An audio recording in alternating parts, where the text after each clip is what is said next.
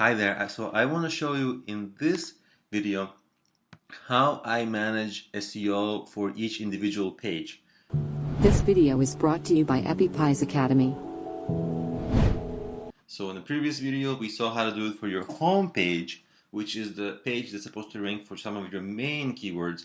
But here we'll just talk about each individual page, how that's done, because that's done with the plugin SEO by Yoast. You see that here. Where I'm pointing my mouse.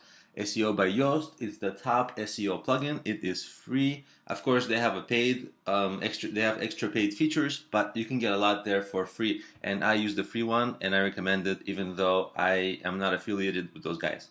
So I just recommend it because it's good. They don't pay me to promote or anything like that. Anyway, let's get right into it. When you download and activate this plugin, it creates this little extra area. It's actually labeled WordPress SEO by Yoast, and you see, and it ends right here, and it gives you like a lot of stuff, page analytics, advanced stuff.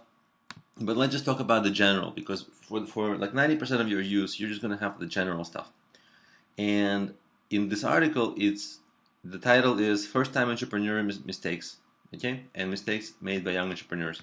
So those are the kind of SEO keywords I'm going for, and you can see that it tells me. You see this little character limit. It tells me exactly how many characters I'm allowed in my title. This is the title meta tag for this page, and this is the meta description meta tag for this page. And these things are going to be controlling a lot of your SEO. So you can see if I type extra here, it's going to tell me I'm over limit.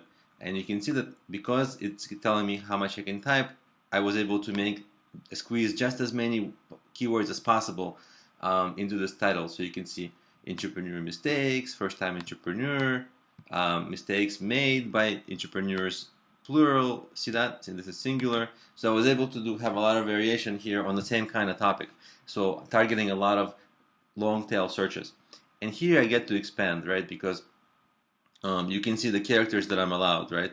I'm allowed 160 characters, and if I go over, it will tell me that I have a limit. So basically, these are the very, very important fields. What else is important is, they tell you this focus keyword, and they base a lot of their internal processing on that.